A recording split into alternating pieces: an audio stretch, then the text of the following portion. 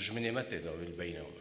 دوای ئەوەی بارزانی بە بۆنەی جەژنەوە پەیامێکی ڕاگەیاند و داوای لەلایەنە سیاسیەکان کرد دوای جەژن کۆ ببنەوە و چارەسەرێکی گونجاو بۆ کێشەکانی هەرێم بدۆزنەوە لە بەرامبەردا بەشێک لەلایەنە سیاسیەکان بە پێویستی دەزانن پێش کۆبوونەوە کە زەمینە سازی بۆ بکرێت بۆ ئەوەی ئەنجامێکی ئیجابی هەبێت.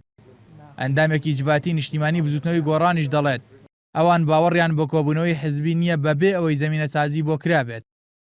پەرلەمانی کودەتای بەراکسراکراوە انقلابی بەسراکراوە بێت ئەو انقلابە ئەو حیزبەی کە پای دیموکراتی کوردستان خۆیان بۆ خۆیان اعترافەکەن کە بڕارێکی هەڵیان ناوە باو بڕیارە هەڵە بە بڕارێکی ڕاست دروست ڕاستکەنەوە و کاتە زمینە گفتوگۆ دروستە بێ. بەڵام تا پەرلەمان دەست بەکار نەبێتەوە ئێمە باوەڕمان بە دیوەخانی حیزبی و بە کۆبوونەوەی حیزبی نییە. بەپێی زانیاریەکانی NRT چەند مانگێکە یەکگرتووی ئیسلامی لە هەوڵی زەمینە سازیدایە بۆ ڕێخستنی کۆبوونەوەیەک لە نێوان بارزانی و نەشیروان مستەفادا، بەڵام تا ئێستا سەرکەوتوو نەبووە.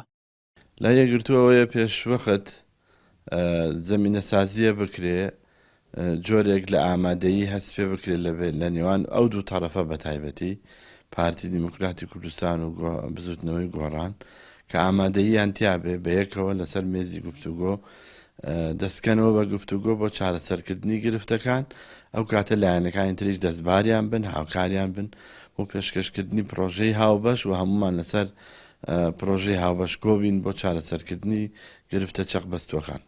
بارزانی لە ماوەی کەمتر لە 15 ڕۆژدا دوو جار داوای کۆبوونەوەی لایەنەکانی کردووە، بەڵام تا ئێستا هیچ کۆبوونەوەیەک ئەنجام نەدراوە. لە 23 حوزەیران بارزانی ڕایگەیاند دیوانی سەرۆکایەتی هەرێم پەیوەندی بە لایەنەکانەوە دەکات بۆ ئەنجامدانی کۆبوونەوەکە، بەڵام بەپێی زانیاریەکانی NRT تا ئێستا دیوانی سەرۆکایەتی پەیوەندی بە لایەنەکانەوە نەکردووە.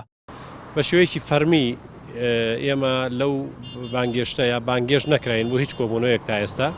ئێمە وەکو کۆمەڵی ئیسلامی کوردستان ئەسڵ ئەوەیە لە لامان گفتوگۆ و دانیشتن هەموو کاتێک بابەتێکی جەوهەری و گرنگە لامانەوە بە ئەساس ێزانین بۆ چارەسەری هەموو کێشەکان. بەڵام دیارە ئەم بارودۆخی ئێستا هەرێمی کوردستان پێش هەر دانیشتنێک پێش هەر قسەکردن لەسەر هەر بابەتێک ئاساییکردنەوەی بارودۆخی هەرێمی کوردستان هەنگاوێکی گرنگی سەرەتاییە.